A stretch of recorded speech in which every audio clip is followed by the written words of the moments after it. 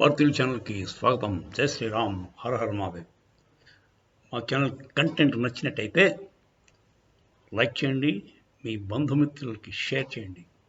ఇప్పటిదాకా సబ్స్క్రైబ్ చేసుకోకుండా ఉంటే సబ్స్క్రైబ్ చేసుకోండి, పక్కనే ఉన్న బెల్ ఐకాన్ నొక్కండి.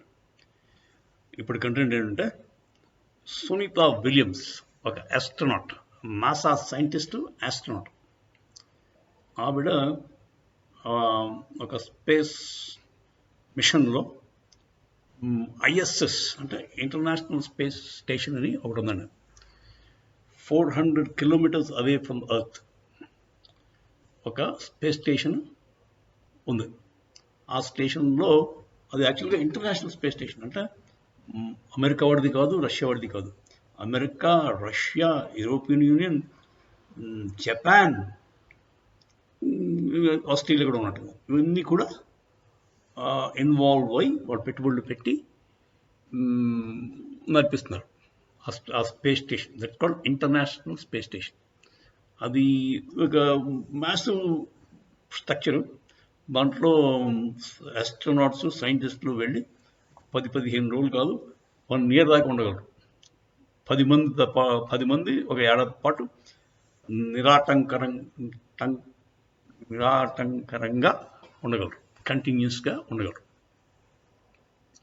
వాళ్ళకి ఆ ఫెసిలిటీస్ అన్నీ ఉన్నాయి. వాళ్ళకి గాలి, నీరు, తిండి అన్నీ కూడా అక్కడ ఏర్పాటు చేసుకోగలరు, వాళ్ళు చేసుకుంటారు.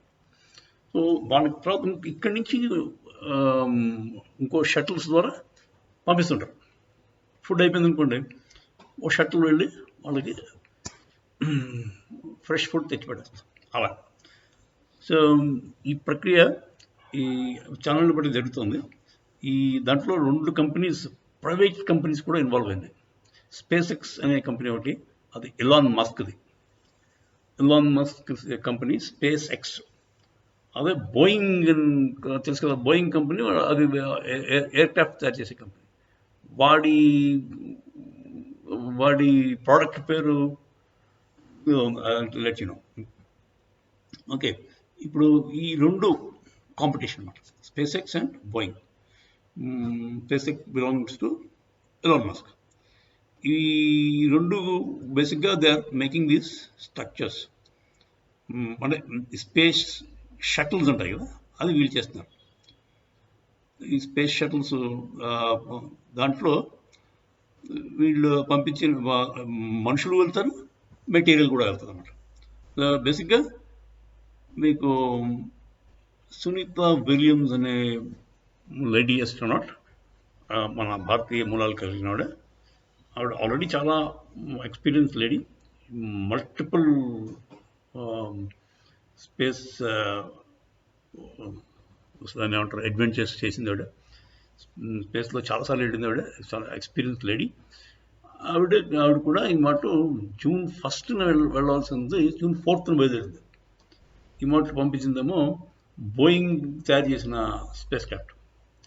బేసిక్గా స్పేస్ క్రాఫ్ట్లో రాకెట్ ఉంటుంది, ఒక స్పేస్ షిప్ ఉంటుంది. ఆ రాకెట్ ఏమో కొంత దూరం దాకా, అంటే మన భూమి ఆకర్షణ శక్తి దాటేదాకా రాకెట్ దీన్ని అందజేస్తుంది, ఆ తర్వాత వదిలేస్తుంది. అప్పుడు స్పేస్ షిప్ దానంతటా అదే వెళ్ళి మన స్టేషన్ ఉంది కదా, ఐఎస్ఎస్ అనే స్పేస్ స్టేషన్కి తగులుతుంది. ఈ ప్రక్రియ అంతా జరిగిపోయింది సాఫీగా. ఆవిడ వెళ్ళిపోయింది, అక్కడ స్పేస్ స్టేషన్లో చేరుకుంది. అక్కడ 7 ఆల్రెడీ ఉన్నారు, వాళ్ళతో పాటు ఈవిడ ఇంకో మనిషి కలిసి 9 మంది అక్కడ సేఫ్గా ఉన్నారు. కాకపోతే రిటర్న్ 18వ తారీఖు రావాలి, June 18th ఇచ్చారు, అది రాలేదు. ఎందువల్ల అంటే ఏదో స్నాక్స్ ఏదో ఉన్నట్టున్నాయి. అదే షటిల్ మీద, బోయింగ్ వాడు తయారు చేసిన షటిల్ మీద వెనక్కి రావాలి ప్రోగ్రామ్ అది.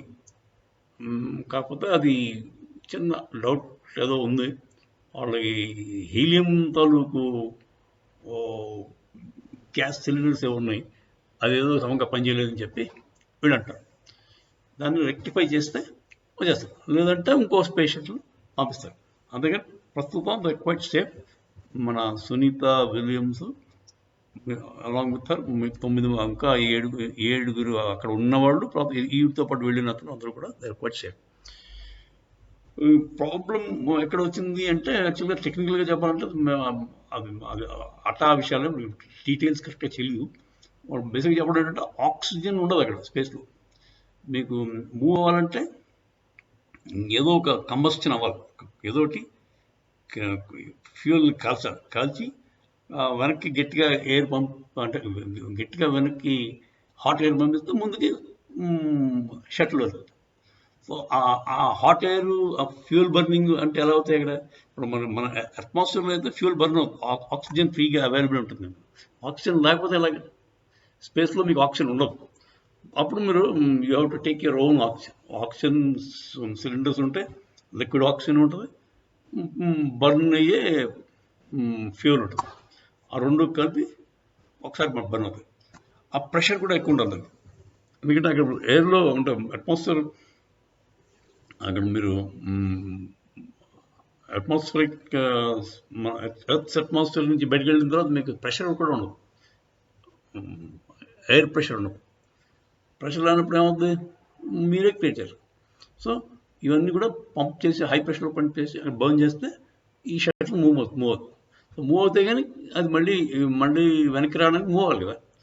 ఆ షటిల్ హ్యాస్ టు మూవ్ చేయాలంటే మీకు బర్నింగ్ ప్రాసెస్ కరెక్ట్గా ఉండాలి, రాకెట్ టైప్ బర్నింగ్ ప్రాసెస్ కరెక్ట్గా ఉండాలి.